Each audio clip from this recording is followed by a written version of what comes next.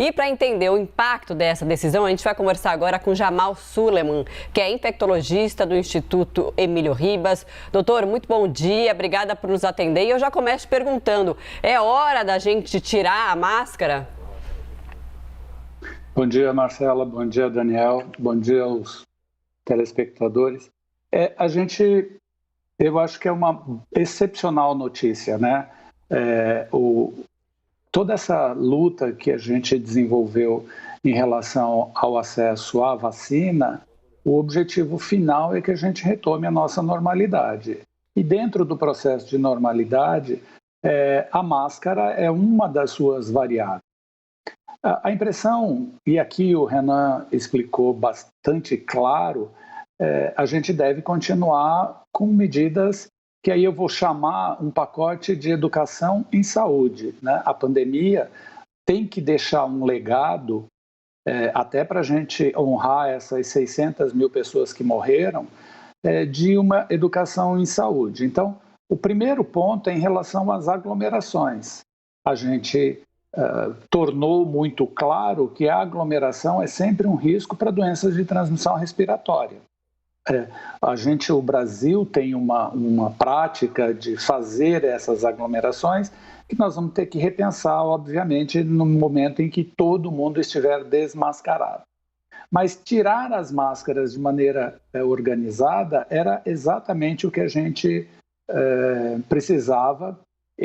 Não é ainda hoje, obviamente, mas dentro de algumas semanas, atingindo a expectativa da vacinação plena para as pessoas, o resultado final vai ser exatamente esse, tirar as máscaras. De que forma esse descompasso de alguns estados, até os estados vizinhos ou cidades do mesmo estado, inclusive, pode atrapalhar ainda no enfrentamento à pandemia, mesmo com os dados, os números caindo, ajudando a entender como que está esse momento da pandemia, bem melhor do que a gente viu em momentos anteriores. É necessário que haja essa coordenação, principalmente entre as cidades do mesmo estado?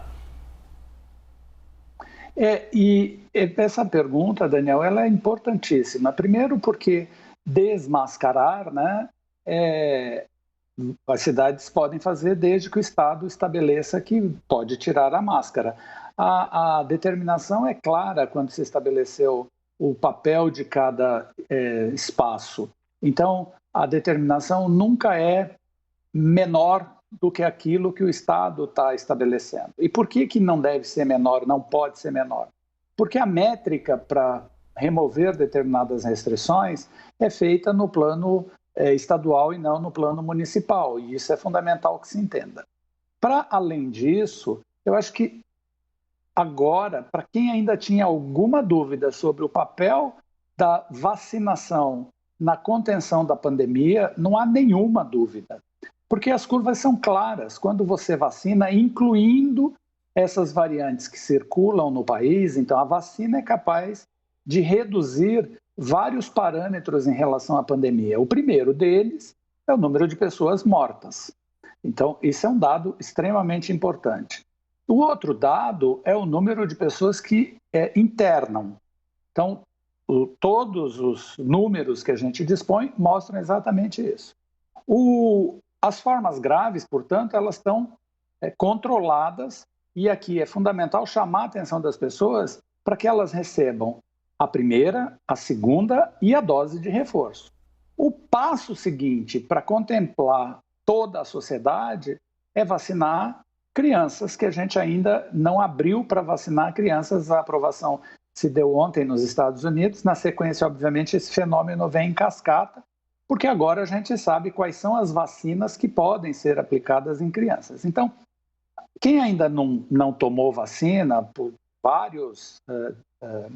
várias justificativas, é importante que repense essa sua decisão, no sentido de que, sim, vacina protege de forma grave, a sociedade precisa ficar protegida. Então, o recado que eu acho que a gente tem que fazer, e a imprensa tem feito isso desde o começo, vacina é fundamental para a proteção sua e da comunidade. Agora, não há nenhuma dúvida, se alguém ainda tinha, a gente não tinha, né, obviamente, mas se alguém ainda tem, corra para a unidade de saúde, porque elas estão disponíveis lá para você e gratuitas. Uhum. Doutor, há algum percentual que deve ser levado em conta da população totalmente imunizada com primeira e segunda dose, que as cidades, os estados devem levar na hora dessa decisão de abrir e a possibilidade das pessoas não utilizarem máscara em ambiente externo? Por exemplo, eu te pergunto isso porque na Prefeitura de São Paulo há um estudo que está sendo feito, que pode se concretizar ou não, e além desse estudo também há a possibilidade de liberar o uso de máscara a partir de dezembro, porque até dia 15 seriam vacinados todos os adultos e até o dia 30 de novembro todos os adolescentes com primeira e segunda dose. E aí liberar a partir de então a máscara para ambiente externo a partir de dezembro. Essa medida faz sentido para o senhor? Tem algum percentual que a população tem que estar imunizada para liberar a máscara, que é uma proteção tão importante aí no combate à Covid? De novo, aqui a métrica, né, a variável para avaliar essa flexibilização é isso mesmo que você pontuou. Acima de 65% para 2 doses, você, em conjunto com os outros dados que eu nominei aqui, então, percentual de leitos ocupados, o R0, aquele famoso R0, que é a taxa de circulação do vírus na população, que hoje é abaixo de 0,5, mais o percentual da população imunizada ou vacinada, são algumas das variáveis que vão estabelecer se aquela determinada restrição pode ser levantada. Mas, além disso, eu queria só chamar a atenção aqui, porque a gente tem todos esses dados. O vírus, ele infecta humanos e ele tem uma capacidade de escapar, que é intrínseca dos vírus, desse mecanismo de proteção. Então, a gente falou da variante Delta, né, que foi a última a chamar a atenção aqui. Essas vacinas são capazes de proteger até a variante Delta, mas a gente tem o alfabeto grego inteiro. Então, o que vai fazer com que a gente possa, de fato, ficar plenamente protegido? A partir do desmascaramento, o que você tem que ter? A expansão dos testes, então você precisa identificar aquele indivíduo que está infectado, fazer o rastreio de todos os seus comunicantes, colocá-los em isolamento e fazer a intervenção específica, porque daí o que o serviço de saúde vai fazer? Ele está focado naqueles novos casos que vão aparecer, porque a vacina, não há nenhuma vacina que dá 100% de proteção. Então, veja, é uma cascata de cuidados que precisa ser posta em ação para que a segurança seja mantida. Além disso, você tem que ter um laboratório que faça vigilância molecular desses vírus.